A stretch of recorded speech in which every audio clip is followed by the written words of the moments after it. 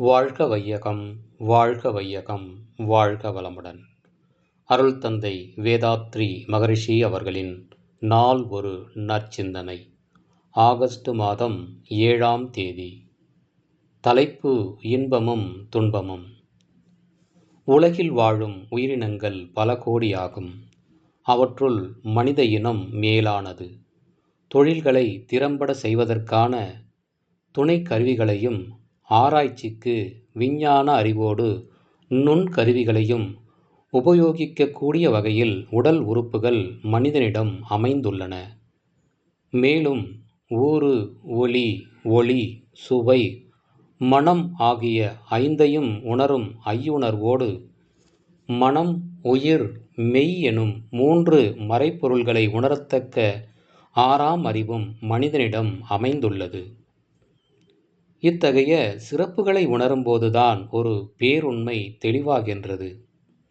இயற்கையே தன் பரிணாமத்தின் உச்சகட்டமாக மனித வடிவில் வந்து தனது இயல்புகளை ரசித்தும் பெருமைகளை உணர்ந்தும் நிறைவு பெறுகிறது என்ற உண்மை விளங்குகிறது.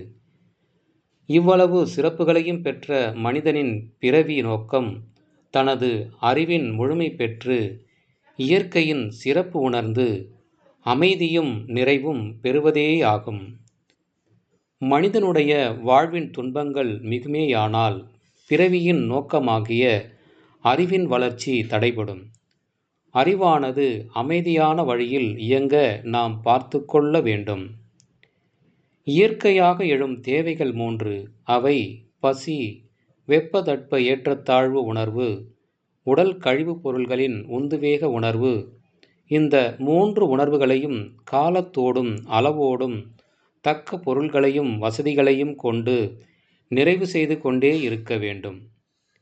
மேலே விளக்கப்பெற்ற பசி உணர்வு, வெப்பதட்ப ஏற்றத்தாழ்வு உணர்வு, உடல் கழிவுப் பொருள்களின் உந்துவேக உணர்வு இவைகளை காலத்தோடும் நிறைவு செய்யாவிட்டால் உடலில் அமைதி குலைந்து நலம் கெட்டு துன்ப உணர்வுகளாக மாறும்.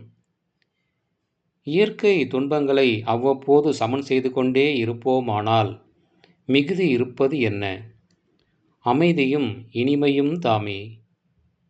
அமைதியே அறிவு வளர்ச்சிக்கும் உயர்வுக்கும் ஒத்ததாகும். எனவே அமைதி காப்பது என்பதே மனிதனின் தலையாய செயல். அருள் தந்தை அவர்கள். வாழ்க வளமுடன்.